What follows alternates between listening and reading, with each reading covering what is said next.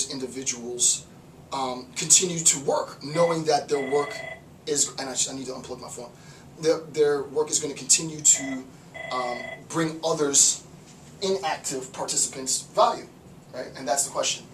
The reason why I do it, and actually, just 1 second, I'll unplug my phone.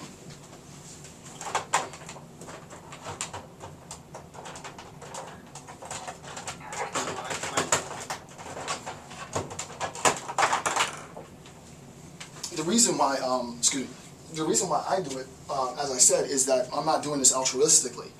I'm not doing this for just, I mean, I am in part doing it because I want to bring education to a new horizon. I am physically working my butt off to try and transform the paradigm. I know that's pretty audacious for a person to say, but that's obviously what I'm doing. But I'm also doing it for myself, right? It's not like, oh, it's just for society. No, this is a great resource for me. If you don't use it, that's your problem. I use myself. I use myself, right? So to look at some of the problems of the system, and I didn't want to incorporate this in the notes exactly because it was, just too much. But one, it's unfair to the immoralists because the immoralists are actually creating value in the world through their work. Number two, inactivity is rewarded in the, Jesus Christ. Inactivity is rewarded in the system, right? Inactivity becomes rewarded through this idea of I'm just going to have a disposition for work.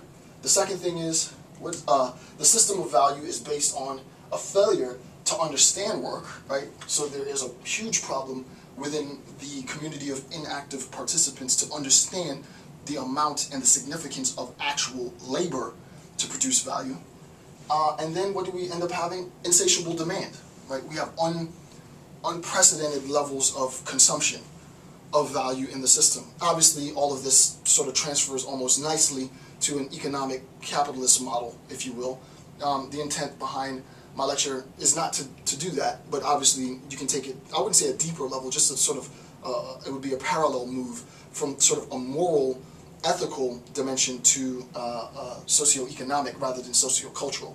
So I think the implications are obvious, and you can use the system in many different ways. So if we look at note 14, which is way back in the text, I just wanted to do this so that you can see the sort of the web, if you will, of interconnectivity within Nietzsche. Values and their changes are related to the increase in power of those positing the value. That's note 14, right? So values and their changes are related to increases of power in those positing the values. So the example that I give is the following: praying for money, right? This is a gross example, I understand, but I just want to make it super ghetto so that you can understand, right? After giving a very sort of heady account, I want to sort of cap it off with a very simplistic, generalized account. So here's the example. The example is praying for money rather than working for money. So you have two people, a person who works for money and a person who prays for money. A person who works for money, a person who prays for money. So praying for money rather than working for money. No, Nietzsche defines prayer specifically. This is not me. The example is mine, but this is justified within the text. Nietzsche defines prayer and a fusion of conditions of inactivity. The word of conditions, the phrase conditions of inactivity is his term, and that's in 192. So he looks at prayer as a condition of inactivity, right?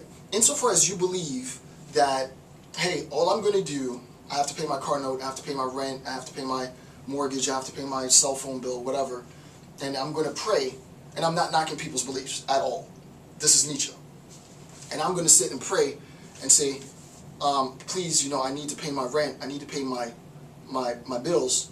And then your friend Bob calls you up and says, hey, I don't know, call it coincidental, call it miracle, call it prayer, call it the effect of prayer. Even, let's just assume that really and truly there is a God, he heard your prayer, and he inspired Bob to give you a call. Because this happens all the time, right? People say, I just had the feeling to give you a call.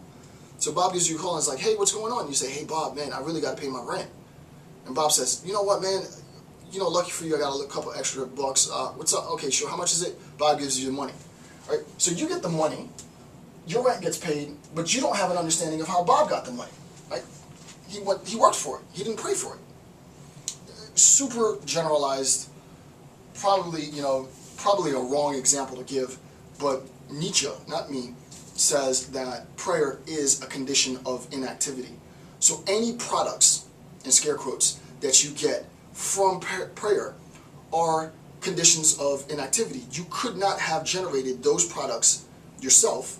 Other people generated those products.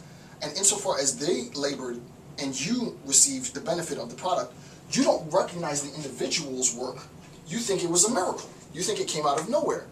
And the argument is that this becomes a very, very naive worldview, a dangerously naive worldview, because you, the believer, don't have an understanding of work. And that's a huge critique. I think that's an enormous critique.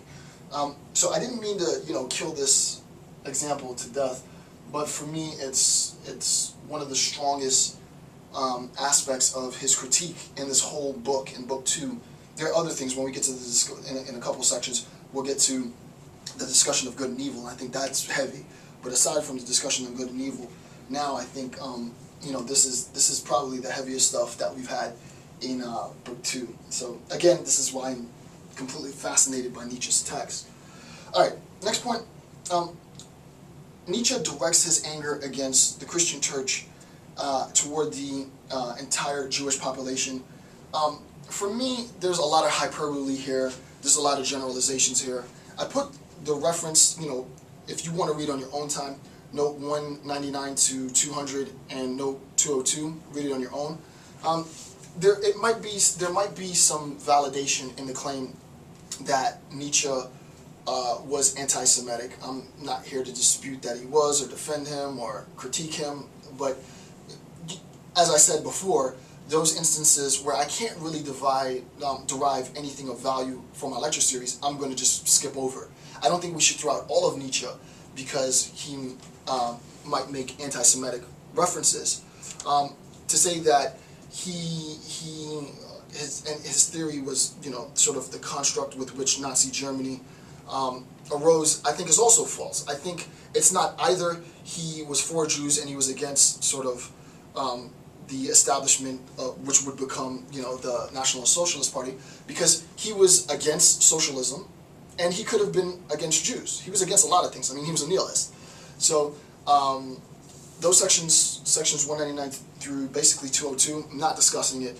If you want to read it on your own, just for curiosity's sake, you can read it. But I didn't really find much value in those sections, and therefore I'm not presenting on it. But you know, I just wanted to make a note to that. Okay, so the next bit.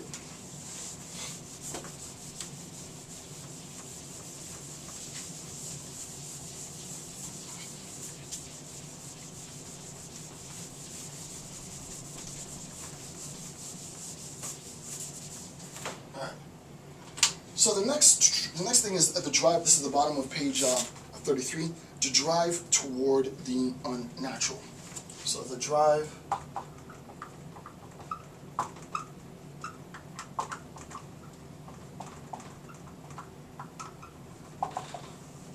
toward the unnatural.